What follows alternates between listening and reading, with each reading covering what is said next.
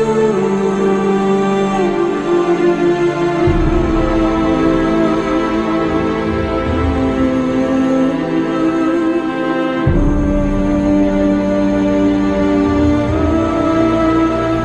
ఆసుపత్రికి నిత్యం వైద్యం చేయించుకోవడానికి వచ్చే రోగుల సంఖ్య సుమారు వేలల్లో ఉంటుంది. మరి వచ్చే వాళ్ళందరికీ అత్యాధునిక వైద్యం అందుబాటులో ఉందా లేదా అనే విషయాన్ని ఆసుపత్రి సూపరింటెండెంట్ని అడిగితే ఈ విధంగా స్పందించారు. రోజుకు 1500 నుండి 2000 మంది రోగులను చేర్చుకుంటున్నాము. ఓపీడీ రోగులు రోజుకు 2000 నుండి 2500 వరకు వస్తూ ఉంటారు. రోగుల సంఖ్య పెరిగే కొద్దీ సమయం సరిపోక తిరిగి ఇంటి ముఖం పడుతున్నారు. కానీ మేము అందించే వైద్యం చాలా ఖరీదైనదిగా ఉంటుందని, మా వద్ద ఉన్న వైద్యులు విదేశాలలో అత్యుత్తమ విద్యను అభ్యసించి వచ్చిన వారని, వారి ద్వారా మా వద్దకు వచ్చే రోగులకు ఉత్తమ వైద్యం అందించడానికి మా వంతు బాధ్యత మేము నిర్వహిస్తున్నాం. కానీ ప్రజలు దాన్ని సద్వినియోగం చేసుకోవడం లేదని అన్నారు. గాంధీ హాస్పిటల్ ప్రీమియర్ హాస్పిటల్ ఏ డిస్ట్రిక్ట్ ఆంధ్రప్రదేశ్లో ఇది నంబర్ 1 హాస్పిటల్. ఇది టెర్షరీ టైప్ ఆఫ్ హాస్పిటల్. అంటే మొదట ప్రైమరీ సెకండరీ కేర్ అయిపోయిన తర్వాత లాస్ట్కు ఫైనల్ స్టేజ్ ఏదైనా సరే ట్రీట్మెంట్ కావాలంటే అందించే దవాఖాన. ఇది ఒరిజినల్గా శాంక్షన్ బేస్ స్ట్రెంత్ 1052 అయినా 1540 పేషెంట్లకు అకామిడేట్ చేయగలిగే కెపాసిటీ ఉన్న అండ్ మామూలుగా మాకు 1400 నుంచి 1500 పేషెంట్స్ రెగ్యులర్గా అడ్మిషన్లో ఉంటారు. మా అవుట్ పేషెంట్స్ కూడా 2200 నుంచి 2500 వరకు రెగ్యులర్గా ఉంటారు పర్ డే. ఓపీడీ పేషెంట్సే అంతమంది ఉంటారు. ఇక్కడ స్పెషలిస్టులు అందరూ అన్ని టైప్స్ ఆఫ్ స్పెషలిస్ట్స్ గాంధీ హాస్పిటల్లో పనిచేస్తూ ఉన్నారు. అందరూ సీనియర్ వైద్యులు ఉన్నారు. వీళ్ళందరూ కొంతమంది నేషనల్లీ ఇంటర్నేషనల్లీ ఫేమస్ అయిన ఉన్నారు. తర్వాత పేషెంట్స్ అటెండర్స్ వాళ్ళకి బేసిక్ పేషెంట్ అటెండర్స్ కావాల్సిన బేసిక్ అమ్యూనిటీస్, వాళ్ళకి కావాల్సిన వాటర్ కానీ కూర్చోవడానికి సదుపాయం కానీ, తర్వాత వాళ్ళకు పేషెంట్లకు ఫుడ్ ప్రొవైడ్ చేయడం కానీ, తర్వాత మందులు ఇవ్వడం కానీ, ఇలాంటి విషయాల్లో సాధ్యమైనంత వరకు వాళ్ళందరికీ వాళ్ళకు కావాల్సిన రకంగా వంటి. అంతేకాకుండా ఆరోగ్యశ్రీ పథకం ద్వారా లబ్ధి పొందే రోగులకు రూపాయి ఖర్చు లేకుండా భోజన సదుపాయం కల్పించి వెళ్లడానికి ప్రయాణ ఖర్చులు కూడా ఇచ్చి పంపిస్తున్నామని ఆయన తెలిపారు. ఈ పథకం నడుస్తున్నందువల్ల ఆరోగ్యశ్రీ కార్డు ఉన్న ప్రతి పేషెంట్ 1 పైసా ఖర్చు లేకుండా ఇంటికి పోవడానికి కూడా టికెట్ ఇవ్వడానికి డబ్బు ఇచ్చి పంపిస్తూ ఉన్నందువల్ల ఎక్స్రే విభాగంలో రోజుకు 200 వరకు ఎక్స్రే తీసే అవకాశం ఉన్నప్పటికీ అదనంగా 100కు పైగా రోగులు వచ్చేసరికి వారిని తర్వాత రోజు వచ్చి తీసుకోండి అని చెప్పే పరిస్థితి ఏర్పడుతుంది. దూర ప్రాంతాల నుండి వచ్చిన రోగులను కొంతమందిని అడగగా వారు ఎలా స్పందించారంటే, ఒక మంచం మీద 2-3 ఉండగా మీరు కూడా సర్దుకోండి అని చెప్పి అధికారులు అక్కడి నుండి వెళ్ళిపోతున్నారని వాపోతున్నారు. పేషెంట్ కడప నుంచి తీసుకుని వచ్చాము.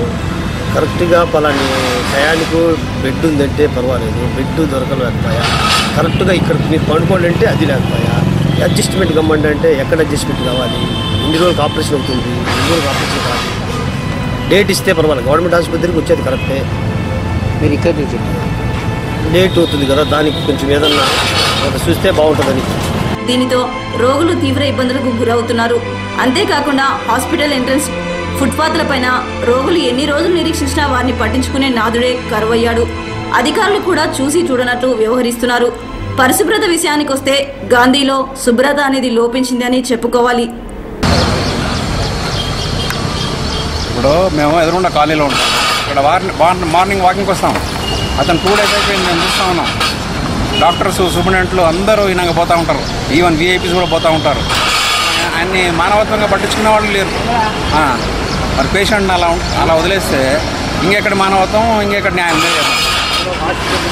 హాస్పిటల్ ముందలో గాంధీ హాస్పిటల్ అంటే మన ఏపీ కాదు, ఇండియాకే ఫేమస్ హాస్పిటల్. అలాంటి హాస్పిటల్ని వీళ్ళు ఈ రకంగా కూనీ చేస్తూ ఉన్నారు. అయితే ఈ హాస్పిటల్ కాబట్టి పేషెంట్ల ఒత్తిడి ఎక్కువ, ఉన్న డాక్టర్ల కంటే ఎక్కువగా అవసరమైన పేషెంట్లు వస్తుంటారు. ఎమర్జెన్సీ కండిషన్స్లో ఎవ్వరు ఏ హాస్పిటల్ తీసుకొని పేషెంట్స్ అందరూ మన దగ్గరికే వస్తాయి. ఈ బయట ఉన్న సోకాల్డ్ 5 స్టార్ హాస్పిటల్స్ చూడని కేసెస్ కూడా మన దగ్గరికే వస్తాయి. అలాంటి హాస్పిటల్స్ అన్ని ఇంత ఒత్తిడి ఉన్నందువల్ల మీకు ఎక్కువగా నంబర్ కనబడుతుంది. కొంచెం ఒకరి తర్వాత ఒకరు చూసే పరిస్థితి వస్తుంది. కాబట్టి మనుషులు కొంచెం వెయిట్ చేయాల్సిన అవసరం కూడా అగత్యం కూడా ఉంటుంది. ఇక్కడ ఇన్వెస్టిగేషన్స్ కూడా ప్రతి ఒక్క ఇన్వెస్టిగేషన్స్ చాలా పర్ఫెక్ట్గా నడిపిస్తున్నాం. కాబట్టి చాలా మంది ఆ ఇనిషియేషన్స్ ఈవెన్ నిమ్స్ నుంచి కూడా మా దగ్గర సిటీ స్కాన్ చేయమని వస్తుంది, బయట నుంచి కూడా ఎంఆర్ఐ స్కాన్ చేయించుకోవడానికి వస్తుంది. వీళ్ళందరూ ఇంత ఎందుకు వస్తున్నారంటే మన దగ్గర ఉన్న మొత్తం మంచి ఏదైనా రకమైన సిటీ స్కాన్స్ తీర్చగలుగుతాం. అయితే ఇటువంటి సందర్భంలో ఎక్కువ ఒత్తిడి, ఎక్స్రే ఫిలిమ్స్ లేవు అనేది అది తప్పు రాశారు. ఎక్స్రే ఫిలిమ్స్ అన్ని మనకు పెట్టడం వల్ల ఒక్క ప్రాబ్లం ఏమిటంటే ఒత్తిడి. 300 ఎక్స్రే ఫిలిమ్స్ ఒక్క రోజు తీస్తుంటే టైం ఎక్కడ అంటే ఆ మిషన్ మీద పడుకోబెట్టడానికి తీయడానికి మనుషులకి టైం లేక కొంచెం పోస్ట్పోన్మెంట్ జరుగుతుంది. 300 ఎక్స్రేస్ పర్ డే జరుగుతుంది. తిరిగి అంటే కొంత ఇక 300 దాటిపోయిన తర్వాత టైం లేని సందర్భంలో ఒక పేషెంట్ తీసి ఇంకో పేషెంట్ పెట్టాలన్న సందర్భంలో అంతగానే ఎక్కువ పెట్టుకోవాలి. ప్రతి హాస్పిటల్ ఒకటి, ఎందుకంటే ప్రతి ఒక్కరూ ఇక్కడ ఎక్స్రేస్ ఇంకా ఉచితంగా లభిస్తాయనే ఉద్దేశంతో వస్తారు. చిన్న దెబ్బ తగిలించుకున్నా కూడా ఎక్స్రే కావాలనే ఉద్దేశంతో వస్తారు. సరే అని మన డాక్టర్లు కూడా పేషెంట్లకు వాళ్ళకి అనుకూలంగా ఉండేటట్టుగానే ఎక్స్రేస్ తీయించుకొని చెప్పి రాస్తారు. చాలా వరకు ఆ ఎక్స్రేస్ అవసరం ఉందా లేదా అనే దానికన్నా ముఖ్యంగా అరే పేషెంట్కు దెబ్బ తగిలింది, ఆయనకు మంచి వైద్యం అందిస్తాము, ఒకవేళ ఏదైనా ఉన్నా చిన్నదైనా దొరికించాలా అనే ఉద్దేశంతో తీస్తున్నారు. కానీ ప్రతి ఒక్కటి అవసరము ఉంది లేదు అనే అవకాశాలు కాబట్టి ఎక్కువ మంది పేషెంట్స్ వస్తున్నారు.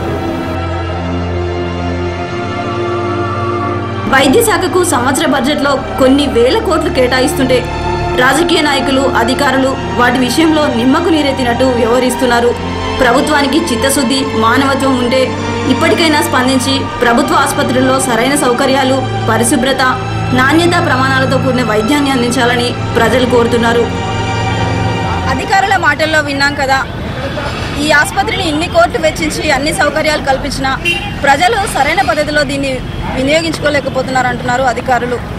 అన్ని సౌకర్యాలు ఉన్నప్పటికీ అధిక సంఖ్యలో రోగులు వచ్చేసరికి సిబ్బంది కొరత కారణంగా సరైన సమయానికి వైద్యం అందించలేకపోతున్నామంటున్నారు అధికారులు.